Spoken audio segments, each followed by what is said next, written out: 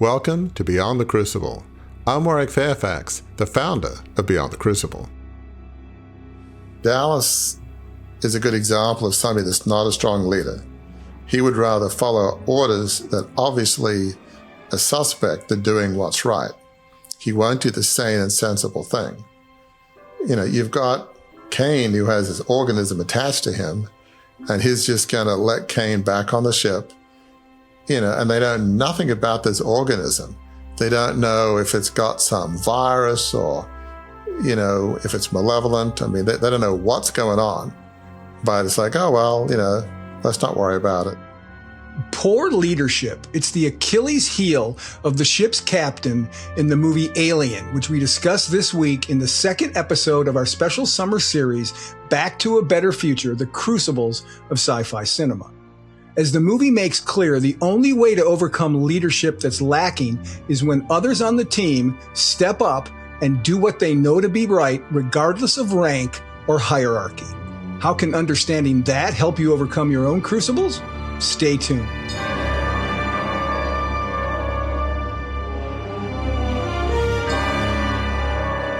Welcome, friends, to this episode of Beyond the Crucible. This is our special summer series, which we have called Back to a Better Future, The Crucibles of Sci-Fi Cinema. Why do we do that? We're going to talk about why we did that. First of all, we had so much fun over the last 3 years that we focused, or not over the last 3 years, over the 3 years, last 2 years, and then a couple years back. We've done 3 years. This is the fourth, where we focused our summer series on the lessons about overcoming crucibles that movies can teach us.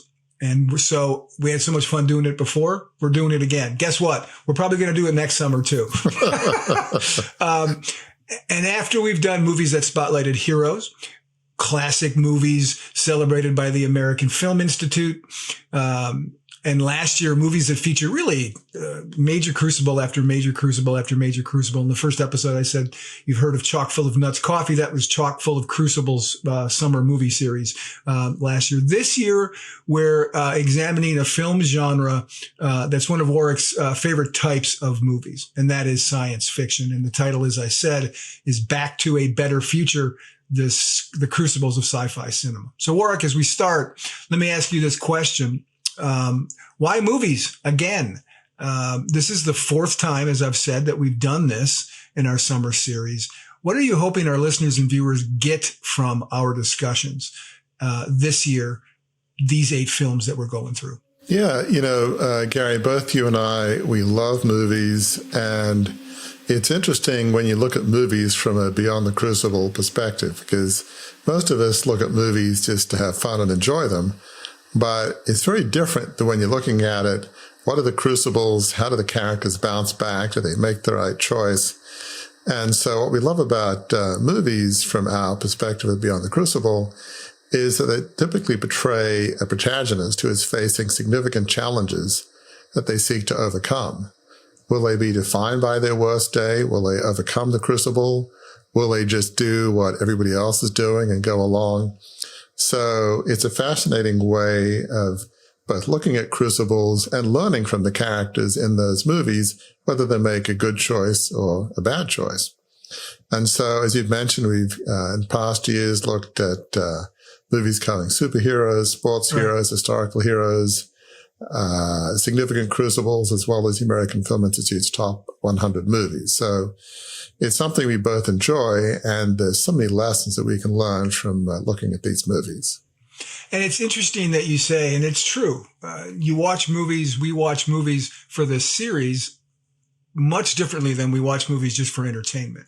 And that's not to say, I think it's important to say, that's not to say that this is like being at the Museum of Homework and Vegetables. I mean, it's not, right? It's not drudgery to do it. It's actually quite exciting to do it, right? To be able to find those things.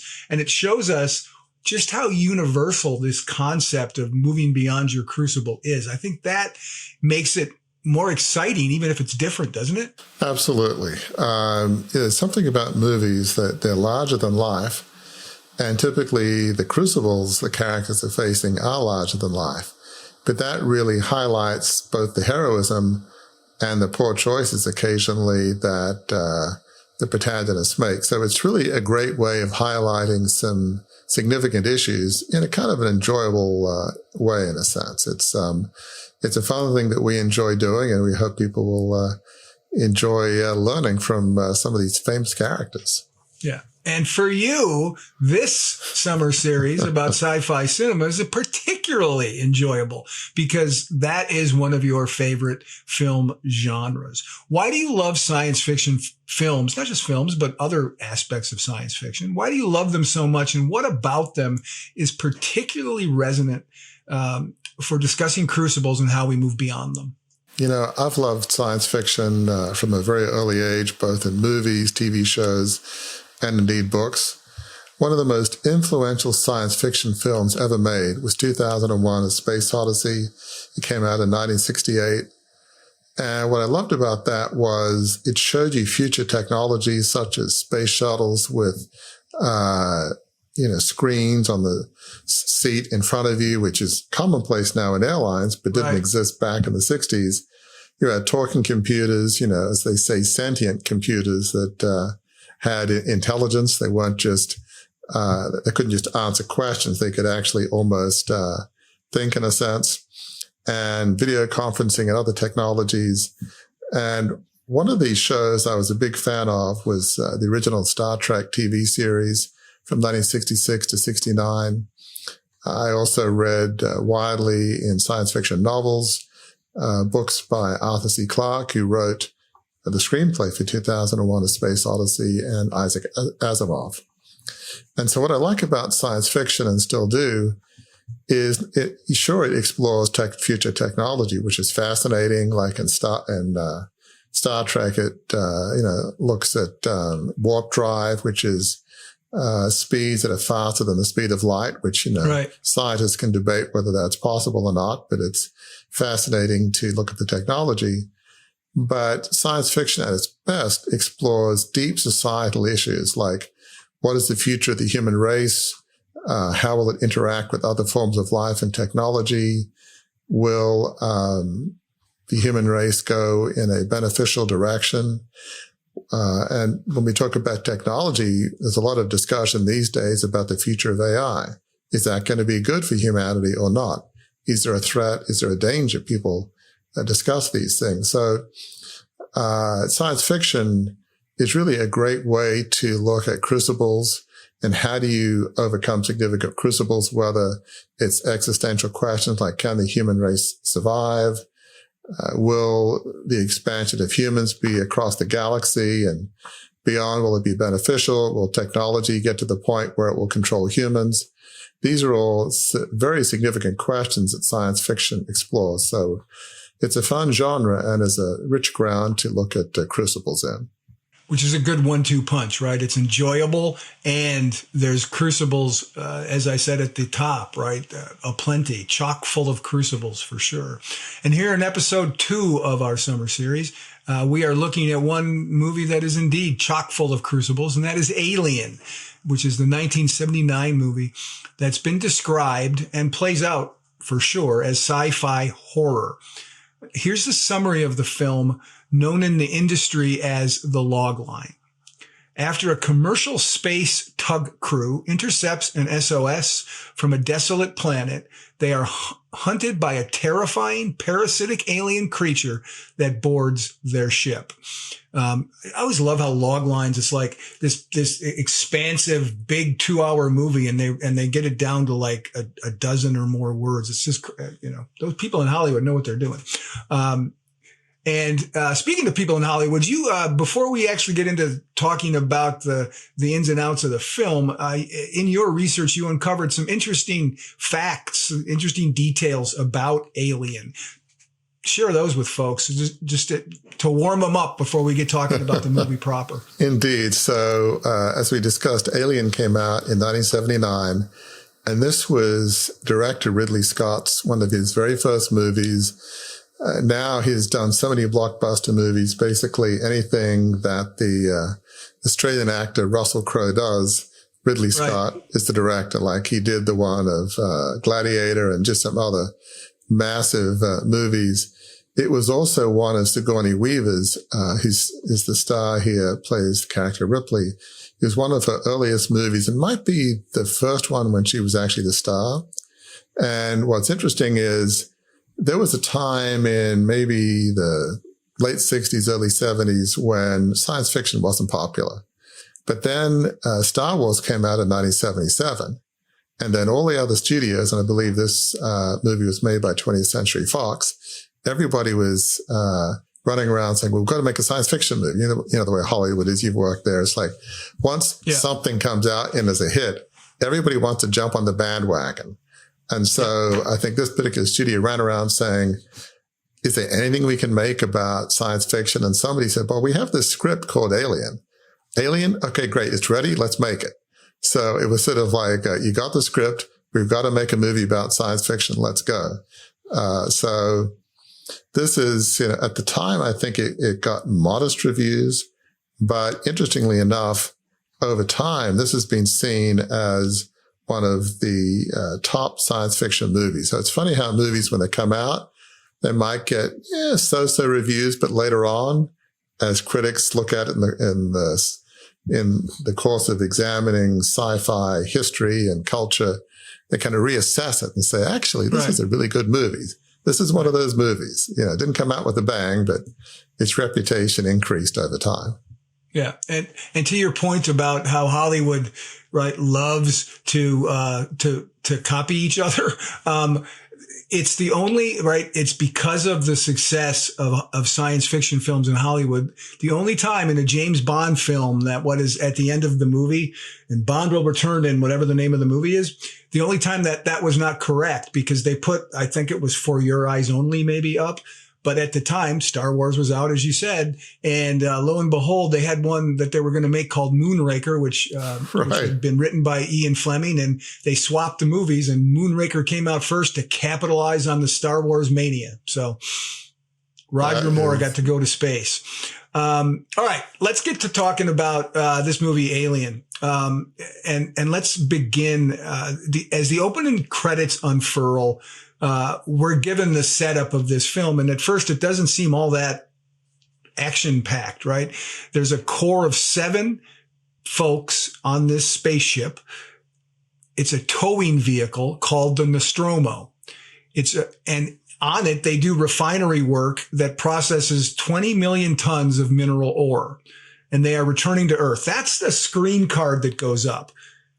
You're watching that movie and you're going, oh boy, this isn't going to be very, very exciting. But that initial scene is pretty run of the mill. Yes, it's pretty matter of fact given what is to come. And there's no hint early on of the action or the danger that is to come. Why is that an effective opening, especially for a film that bills itself as sci-fi horror? Yeah, so you're right, Gary. Alien starts off pretty quietly. The Nostromo is this commercial towing vehicle making its way back to Earth. This isn't some battleship or Battlestar in Star Wars or any of the other or in Star Trek. This isn't some elite crew in this state of the art, top of the line spaceship that's ever been built at the time. This is just this commercial towing vehicle. It has a crew that almost seems bored. They're pretty relaxed. They certainly don't seem to be this crack, well-trained military type of crew, iron discipline, inquiring minds, here to explore space and, go beyond where, people have ever gone before and, Star Trek, terms. It just seems like this is a job that pays the bills and it's not something they're really excited about. They're going off to wherever they're going, finding material, refining it, bringing it back, then they go back again. It's just this boring kind of job, but somebody's got to do it. Yeah. And so there's really no hint of what's going to happen, of the perseverance, ingenuity, and courage that are going to be required. So often, crucibles happen to people who seem to be unprepared and don't feel like they're heroes at all, whether it's World War II or some, cataclysmic event. Something happens that really tests the mettle of the man or woman who's in the arena, so to speak. Some will be found wanting and others will rise to the occasion. but it's amazing how, ordinary people can do extraordinary things depending on the circumstances. So yes, this movie starts off in a pretty relaxed kind of manner in which you're thinking, okay, we've got this towing spaceship with this pretty lackluster crew. Right. Okay. And so we're watching this movie and, should we walk out? I mean, what's going on here? It doesn't start with a bang. That's for sure. Right. And that's common in the horror film genre, right? Earth-based horror films tend to be sleepy towns and everybody's like, oh, it's just an average everyday thing going on. And then all of a sudden the horror hits. And that's what happens here. And the ship's computer starts it all off. It's called Mother, and it wakes the crew up from stasis, their onboard sleep in pods, to tell them about a signal it's received. It's a beacon. And the policy of the company they work for, the 7 folks on this ship, is that they have to go investigate it. The crew does. So the captain, whose name is Dallas, and the executive officer, whose name is Kane, and the navigator, Lambert, go off to investigate. Warwick, what happens in this scene that indicates the crew of the Nostromo is about to face a terrifying crucible, right? It begins to tick up from, oh, not much to see here, to, oh, there's going to be something good to see here. Yeah, so things are about to change with this sleepy, relaxed crew. They're not going to be that relaxed for much longer. So some of the crew take off in the shuttle from the main ship to investigate where this transmission is coming from. So they go land on this planet, and 3 of them leave. You've got Kane, Lambert, and Dallas. And as they're walking, in their space suits on this planet, they see this weird spacecraft. It's like nothing they've ever seen before. And they start climbing into it and investigating. So Kane hears something strange and starts investigating because, well, that's what you do in a horror movie. You see something weird and something scary, and you go, look, And you run right toward it, not away from it. And of course you do. You go and look yourself. You don't bring other people on, because why would you do that? And so he starts investigating, and he goes down into this large cavernous space, and he sees this murky pool with lots of eggs. And of course, what does Kane do?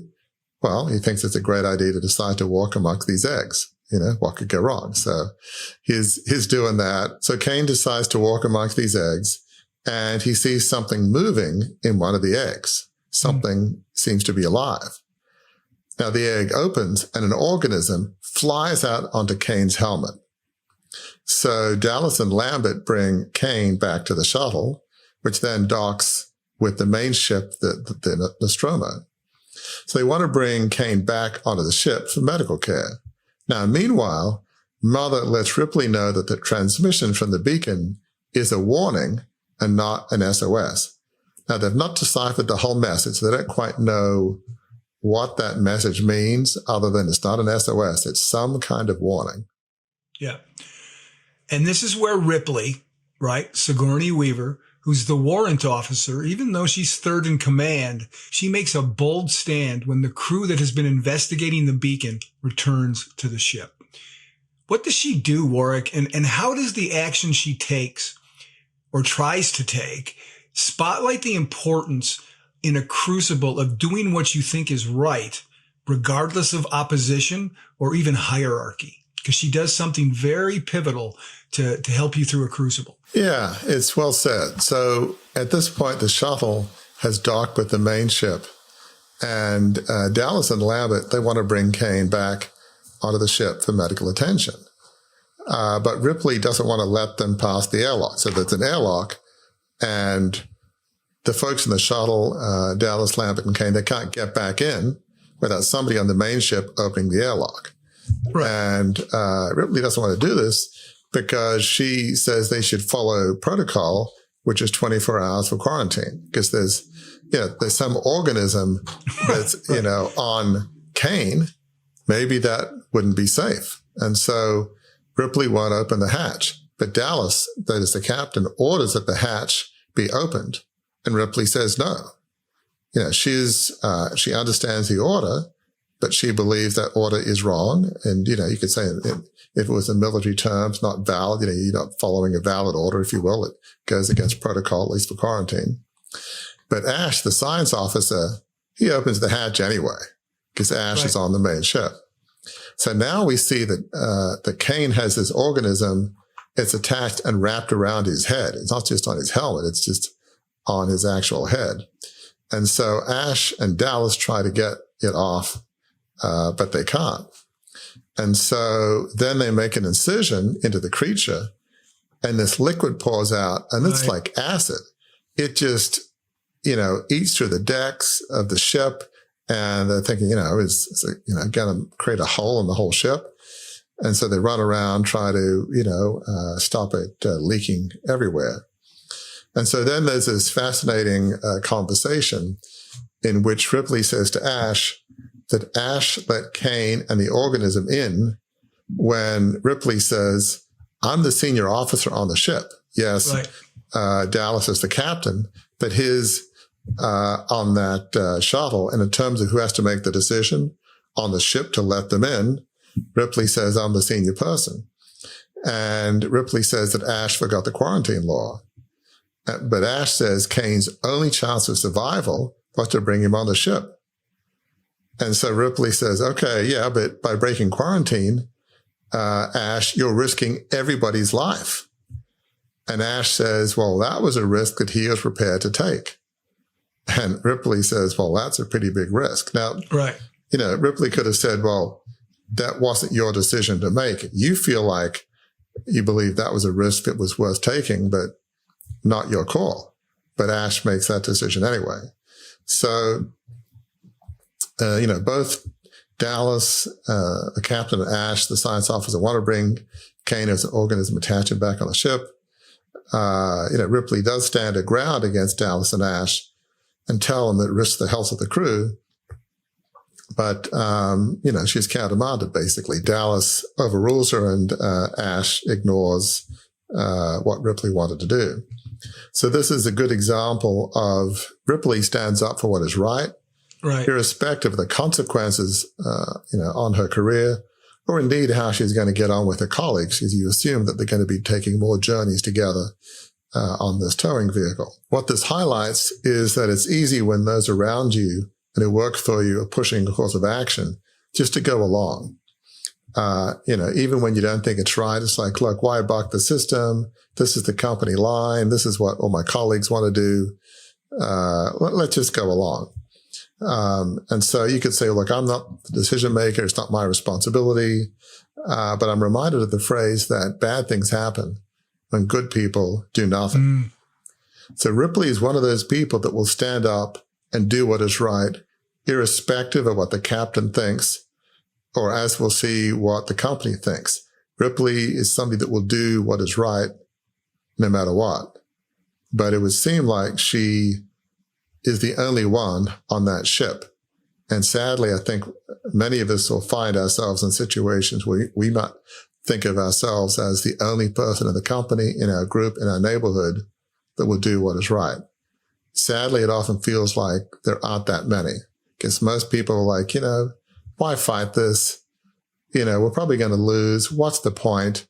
We don't want to be the only one standing up, and everybody else is going to say, what's your problem? Come on, just go along. It's the easy path. Right.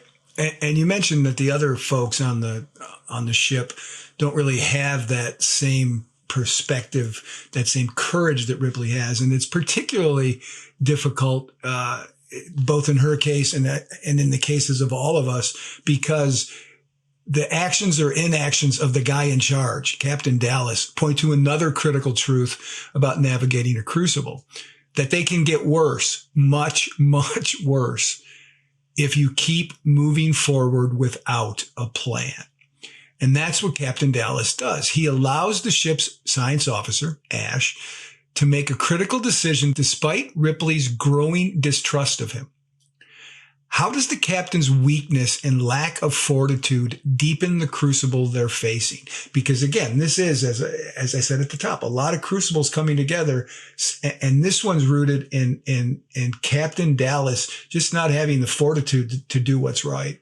Yeah, it's so true. So after they're in the infirmary with Kane, they notice that the creature is gone and it's not on Kane's face. While they look for it, an organism falls from the ceiling and drops on Ripley. Now, fortunately, it seems to be dead.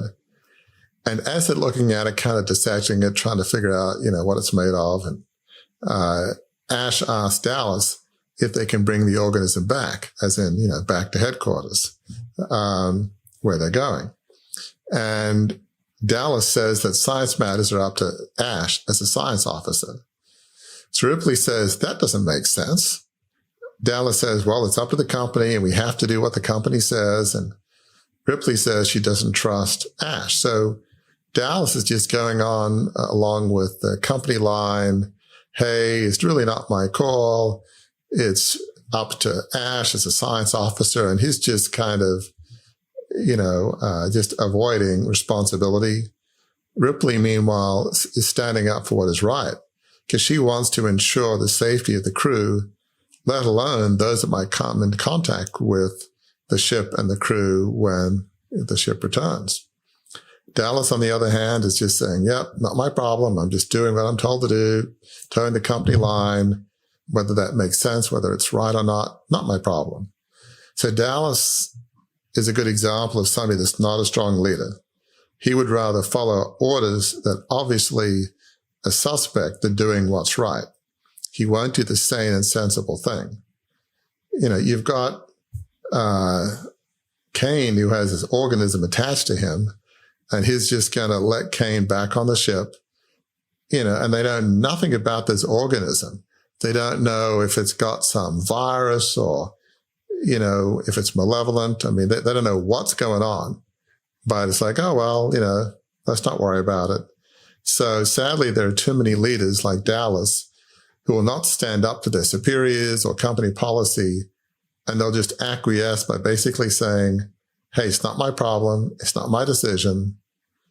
And they just acquiesce. It's just so common. People often are willing to pass the buck. Yeah. It's interesting. It just popped in my head. In a movie called Alien, it's alien for everybody except Ripley to make like strong decisions rooted in principle and rooted in courage and rooted in knowing what's going on. That's just for whatever reason that just popped in my head. So the next scene, Warwick, is one of the film's most horrific, most horror inducing scenes. And remember, this is a horror movie, even though it's a sci-fi horror movie. That scene happens next. Talk a little bit about what happens in that scene and why it pushes and how it pushes the plot forward. So Kane, who had that creature on him, he wakes up and he seems to be fine. And they're all eating a meal together. Everything's going well. They're laughing, having a good time. And as we're learning, so spoiler alert, when things seem to be going well in a horror movie, right, it is not a good sign. It won't last. So enjoy it while you can. Just gird yourself. Oh, something bad is going to happen. I just know it, And indeed, that is what happens. So we see that Kane seems to be ravenous. It's like he's eating way more than you would think a normal person would. Especially one who just woke up, right? Who just woke up from not doing anything. Exactly. And then Kane starts, writhing and shaking and screaming. He's obviously, sick. Something bad is going on here. And a creature comes out of his chest and it has teeth. I mean, at this point, it's a small little creature. And this creature runs away. Kane is dead at this point, and they send his body off into space. And they all run around now looking for the creature throughout the ship. So one moment you're having a nice meal, and the next moment this weird creature comes out from this guy's chest and, runs off. So it just in a nanosecond, it goes from being a calm time to what the heck is going on here. So the alien that had affixed itself to Kane's face and then got in on his face and got some probes down into his, and somehow was then in his stomach and then bursts out, and now he's on the loose, which is Ripley's worst fear. Back to we're on quarantine. They didn't listen to her. So her worst fear now has come to life. What happens next? Because more worst fears keep coming now. They surely do. The crew has a cat, Jones, or Jonesy as they call it. And this cat sets off a sensor the team has developed to allow them to catch the alien as it moves around the ship. So they've sort of tested out this technology. It does work. When Jones sets off one of the motion sensors, Brett, an engineering technician, goes to find him. And Brett encounters the alien. Well, at this point, the alien is not small. It's massive. Right. And it kills him. And, Ash says the creature has adapted well. Again, a bit of foreshadowing. It just, there's a little bit of too much admiration in Ash's voice. Right. So Dallas then devises a plan to force the creature off the ship with an airlock. So Dallas wants to chase this creature into an airlock and then, let it off into space. And so Dallas asks Mother, the computer, about alternative plans to kill the alien. But the computer seems to be unable to answer the questions. The Mother has nothing, so to speak. It's just not helpful. Its answers are like uncertain. Basically, I don't know. So then Dallas enters these air ducts with a flamethrower, but is ambushed and killed by the alien. So what this movie does a good job of is it shows you hints of violence. You'll see, this creature come up, behind Brett. You'll hear screams from Dallas, maybe a hint of a creature about to get him. But then it cuts away, leaving a lot to the imagination, which really the best kind of horror movies is when it's your imagination that is thinking, what exactly happened? I know he's dead, but so Ridley Scott does a great job in directing this movie. So Ripley is now in charge of the ship, and she has her suspicions and has had, you could tell the way she looked at him, she's had her suspicions about Ash, and she has them confirmed in one of the most pivotal scenes in the movie. Let's take a look and a listen to that scene.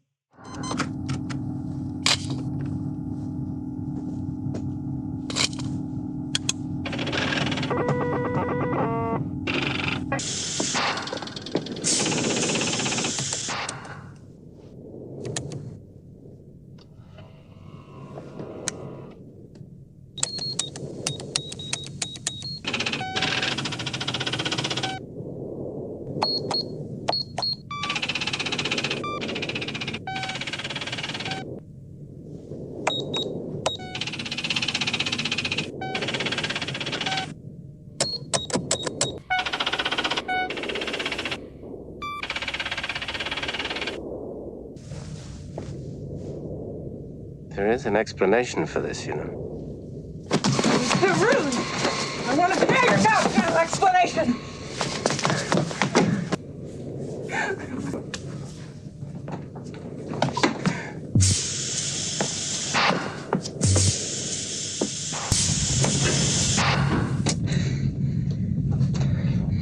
Ash, open the door.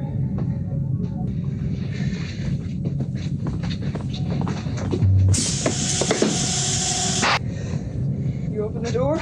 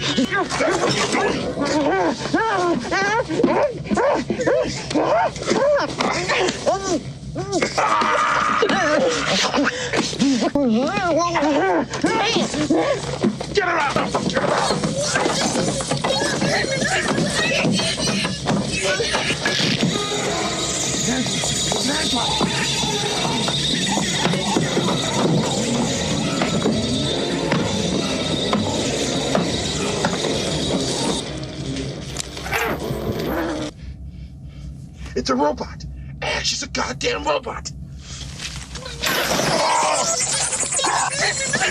Holy shit! Help me get this fucking thing off!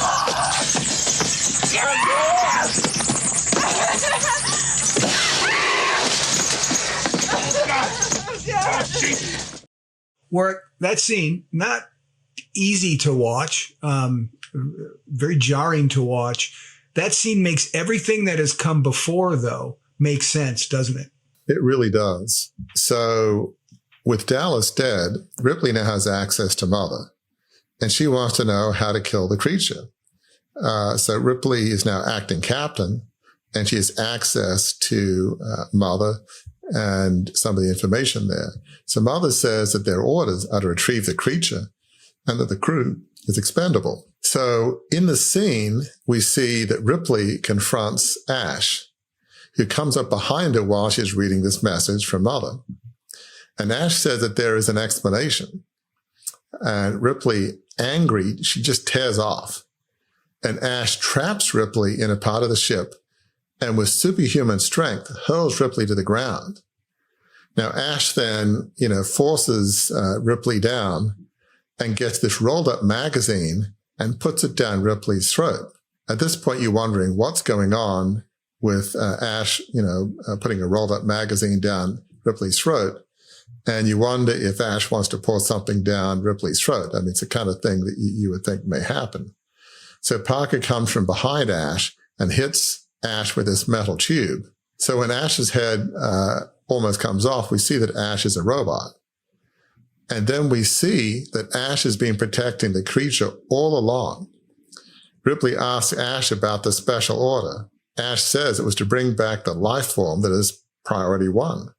All other priorities are rescinded. Parker curses Ash and the company, who clearly don't care about their lives.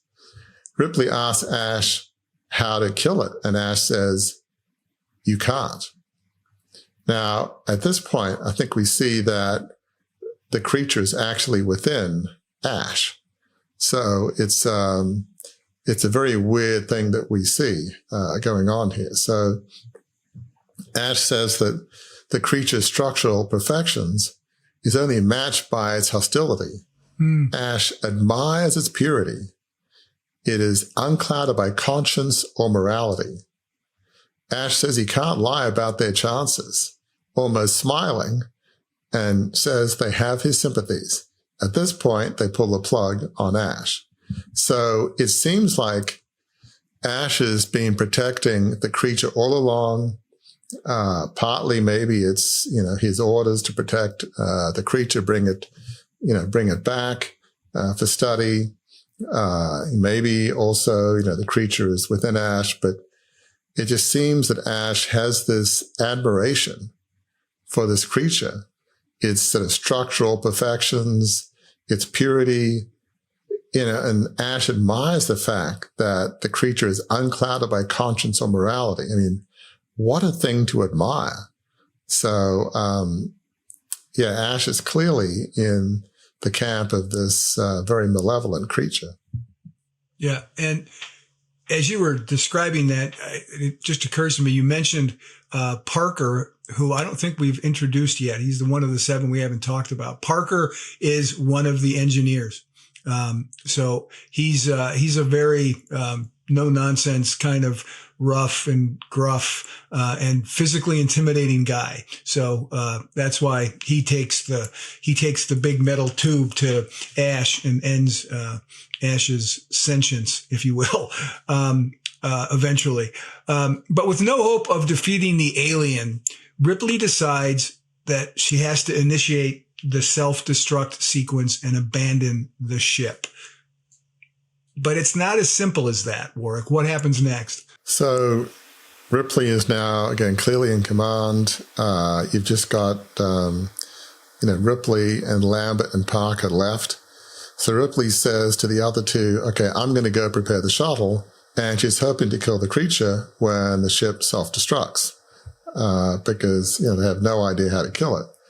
And she tells the other 2, Lambert and Parker, to go collect some critical supplies and equipment for the shuttle, for when they take off. while Lambert and Parker are gathering supplies, you see that this alien creature kills both of them.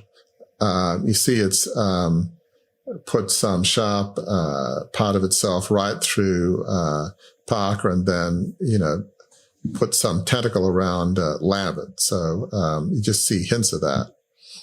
So now alone, Ripley, starts the self-destruct process, but the alien blocks her route to the escape shuttle. And so Ripley narrowly escapes and turns back to abort the self-destruct sequence because she feels like, I'm running out of time. But she fails to return to where the self-destruct mechanism is before the override option expires. So with only a few minutes left to evacuate, Ripley frantically returns to the shuttle and finds that the alien is gone.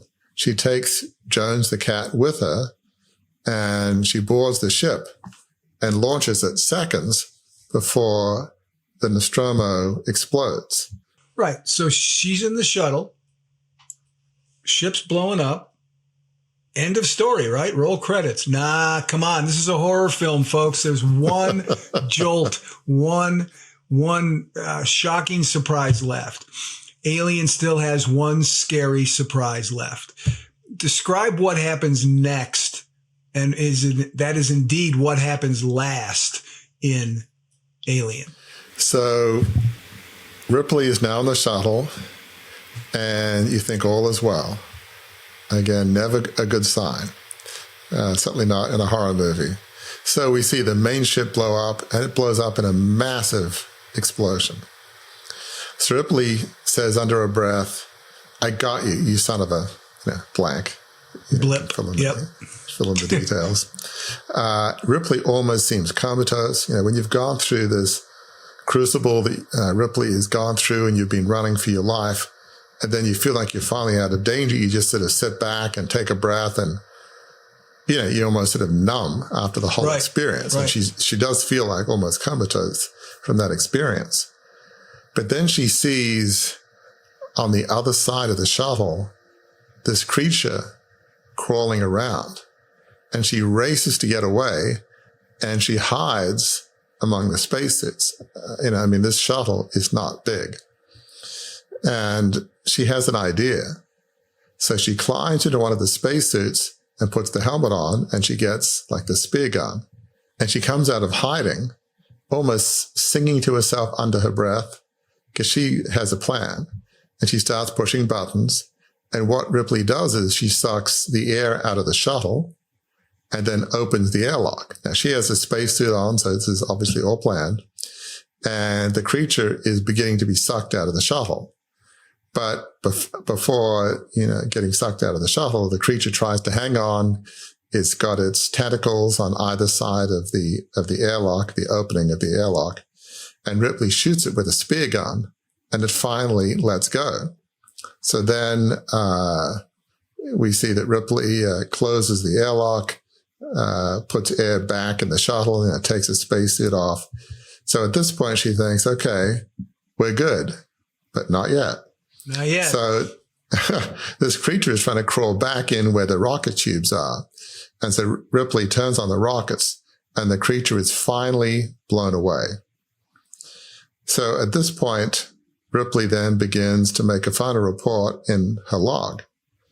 And she says the other members of the crew are dead. The cargo and the ship are destroyed, and that she'll reach base in about 6 weeks. She says, "This is Ripley, the last survivor of the Nostromo, signing off."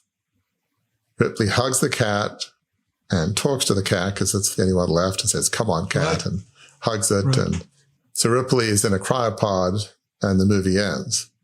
One of the interesting things to note in this movie is you do see some humanity on the part of Ripley, in that Ripley goes to great lengths to save the cat. Right. And that's definitely a priority. She's not this callous, cold person. She's trying to save everybody. But in the end, it's only Ripley and Jones, the cat, that survive. And what's interesting, right? That's the end of the movie, but it's not the end of the Alien cinematic universe. They've made how many sequels? They've made like 3 or 4 sequels to this movie, including some in which the alien fights the Predator from the Predator movies. I've never seen any of them, but right, this film, this antagonist definitely has legs going forward. Sigourney Weaver comes back for at least 2 more movies. There's something about this idea of an alien from space that is indestructible, and everything that Ash said. It has no humanity. It has no, morality. There's something about that is appealing to moviegoers, right? It really is true. As you mentioned, you've got that movie Predator with Arnold Schwarzenegger, and it is an alien-like creature. It's very malevolent and kills everybody except Arnold Schwarzenegger, and he's sort of clambering over rocks and streams with,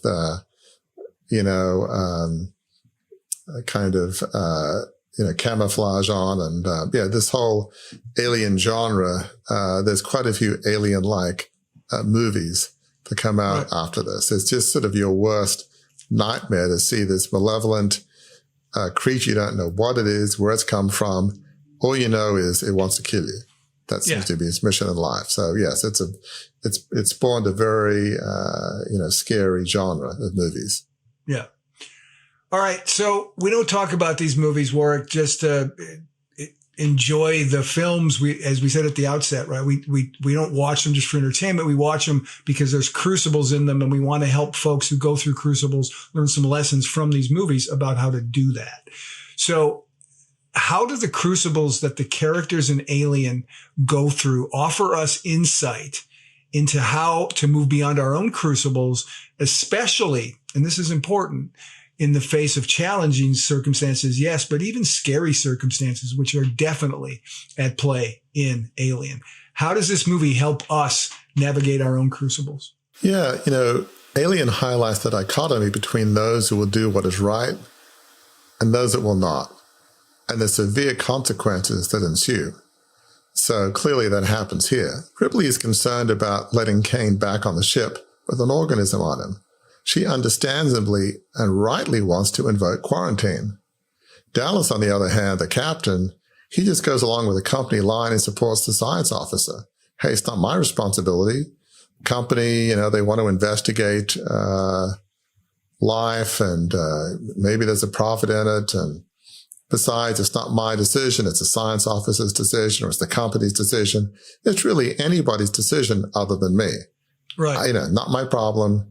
And the other really sad thing here is the company clearly values potential profit that the creature might bring over the safety of the crew. It is clear that the crew are expendable.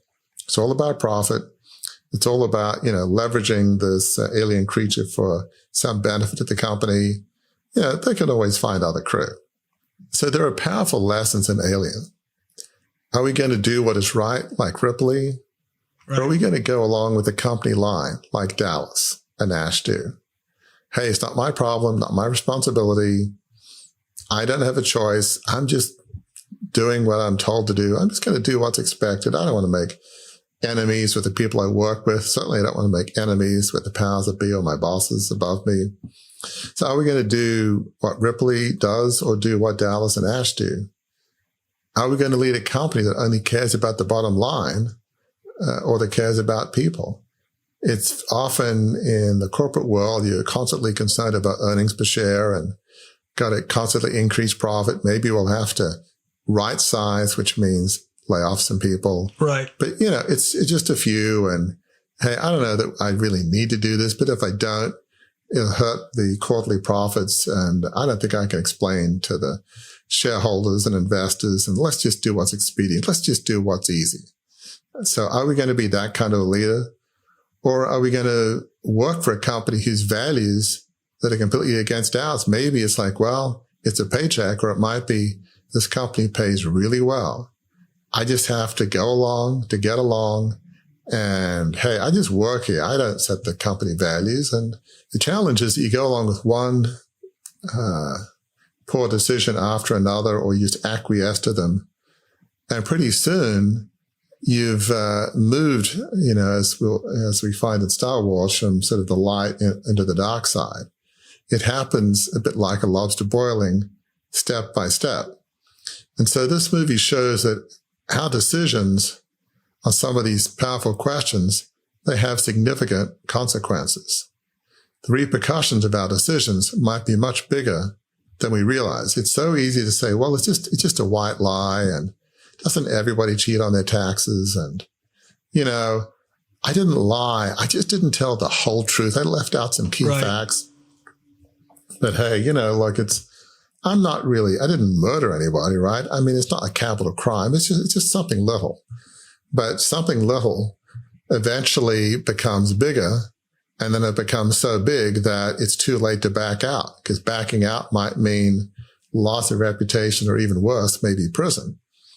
So you may think, oh, that will never happen to me. Well, it's easier than you think. If one bad decision, one unethical decision after another, in some cases, molehills can grow into mountains. You don't want to be that person that starts off as somebody that just didn't do anything that wrong, but one poor decision after another, one acquiescing to somebody's orders after another, leads you to be a person that you don't even recognize. And at that point, you feel like it's too late. Friends, the house lights are back on.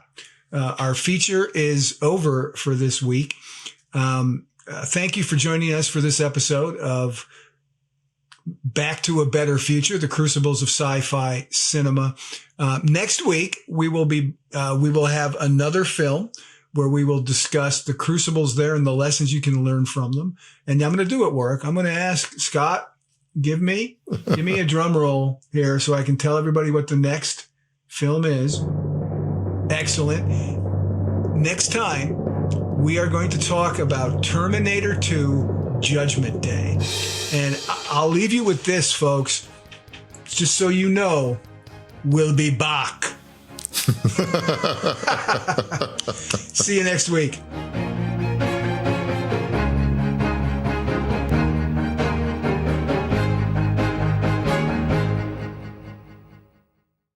Welcome to a journey of transformation with the Beyond the Crucible assessment. Unlike any other, this tool is designed to guide you from adversity to achievement. As you answer a few insightful questions, you won't just find a label like the helper or the individualist. Instead, you'll uncover your unique position in the journey of resilience. This assessment reveals where you stand today, the direction you should aim for, and crucially, the steps to get there. It's more than an assessment. It's a roadmap to a life of significance. Ready? Visit beyondthecrucible.com. Take the free assessment and start charting your course to a life of significance today.